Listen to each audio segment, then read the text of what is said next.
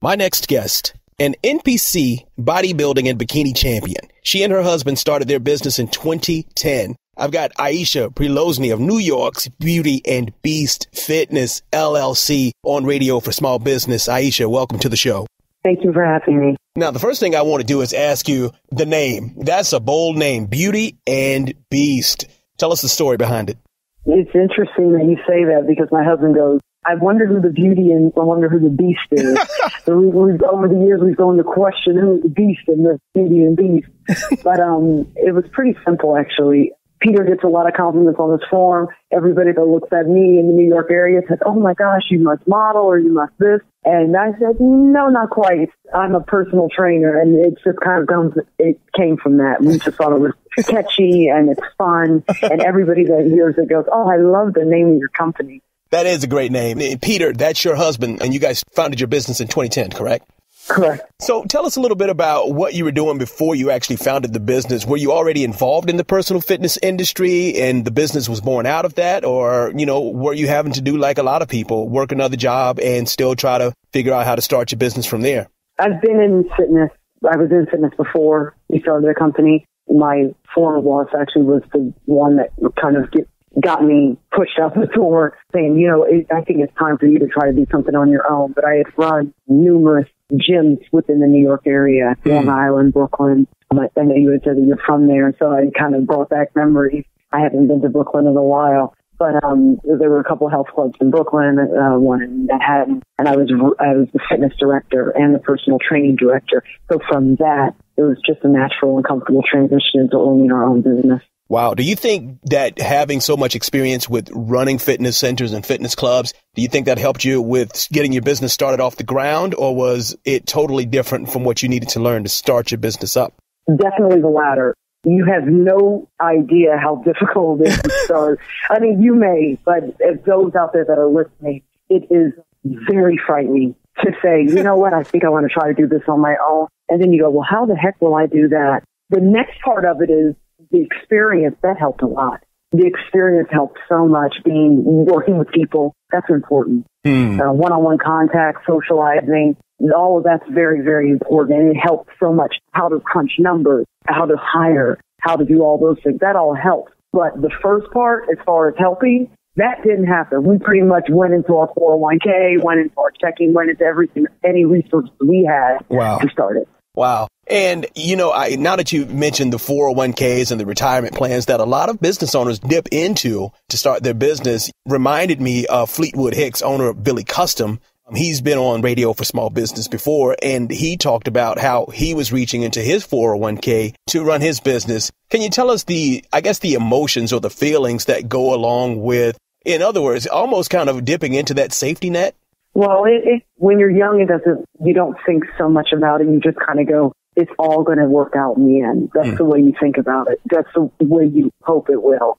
Fortunately for us, it did. But it's tough. Our building that nest egg so that you can be very comfortable years down the line, not to tap into it and then keep your fingers crossed. You don't want that to happen, especially living in the New York area where everything is different from the rest of the world. I'll just even go there, right? The rest of the world. But I have no regret. Awesome. I have no regret, and we're doing the best that we can in this city. That's awesome. Now, when I talked to Fleetwood about, him dipping into his 401k, he said he told family and friends, and they all told him he was crazy. Did you guys even let the cat out of the bag with family and friends, telling them how you were going to finance the business? No. I did not. As a matter of fact, my mom is one of our investors. Wow. She has been a beautiful part of helping to build our business. And if anything, we've just gotten a whole bunch of love and support. Gotcha. I think it's a wonderful thing, especially since you got family members who believe in you enough to invest as well. Let's keep going along that line of owning a business and working with family. My wife and I, we own a direct sales business. And, she always refers working with me as working with Mr. from The Color Purple. Okay. She says I'm a taskmaster here. So tell us the experience of just how you balance and how you work it out, working, with your spouse in a business that you're making succeed. It's been very enjoyable. Since we both do the same thing, it's kind of hard not to agree. It's interesting when you're talking about health because there's really only one avenue to go. There are people out there that say, if you take this pill, it'll make you thinner, or if you do this. But pretty much there is a book. There's a book of rules and there's a book of facts and there's not a lot of gray area. There are people that will try to sell a gray area, but very much, you pretty much know when you're in this business, you got to do the right thing. It's very simple. So if you follow those rules, there is no disagreement. We agree on what's to be done in the business, and that's what has helped us survive. As far as, maybe knocking heads a little bit here and there, that's going to happen. But you have to just keep that union very strong, and that's what we've done over the years. That's pretty awesome. I found that, especially with my wife, I'd have to, maybe on a Friday night or a Sunday afternoon, literally, turn off business and make sure that we're only talking about each other, almost kind of doing those date nights, so to speak. That's right. So now, it's a little bit tough, but we're trying. So where is Beauty and Beast Fitness located? Oh, in the Wall Street area, in Financial District. Whoa, that's a major location. So let me ask you this. In that area, how exciting is it being right there? How do you even market and get more people in the door? Or do you even have to try in the Wall Street area? You have to. Well, we've lived in the area before we started the business. You have to. I don't know about other parts.